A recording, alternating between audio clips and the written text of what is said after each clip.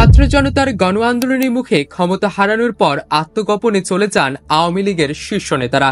সেই সময়ের ভয়াবহ অভিজ্ঞতা নিয়ে আলোচনায় এসেছেন দলের সাধারণ সম্পাদক ও সাবেক মন্ত্রী ওবায়দুল কাদের।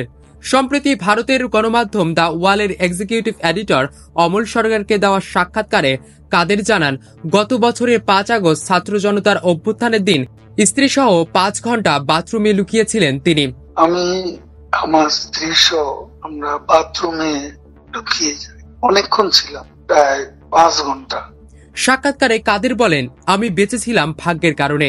আমার বাসায় হামলা হয়েছে, লুটপাট হয়েছে। আমি পাশের একটি বাসায় গিয়ে আশ্রয় নিই, সেখানেও হামলা হয়। মিছিলকারীরা বাসায় ঢুকে পড়ে। আমি আর আমার স্ত্রী বাথরুমে লুকিয়ে পড়ি, প্রায় 5 ঘন্টা সেখানেই কাটাই। তিনি জানান, তার স্ত্রী দরজার সামনে দাঁড়িয়ে হামলাকারীদের বোঝানোর চেষ্টা করেন তিনি অসুস্থ। পরে হামলাকারীদের একজন তাকে চিনে ফেলে এবং আচরণ বদলে যায়। তারা ছবি তোলে, সেলফি নেয় এবং শেষ পর্যন্ত তাকে ও তার স্ত্রীকে নিরাপদে সেখান থেকে সরিয়ে দেয়। কাদের বলেন, এটা ছিল পরম সৌভাগ্যের ব্যাপার। যারা কয়েক মিনিট আগে আক্রমণ করছিল তারাই আমাকে বাঁচালো। এক পর্যায়ে তারা তাকে একটি খালি ইজি বাইকে তুলে নিয়ে যায় এবং পথের চেকপোস্টগুলোতে বলে, চাচি অসুস্থ, হাসপাতালে নিচ্ছি। তিনি জানান, সেটাই তাকে রক্ষা করেছিল।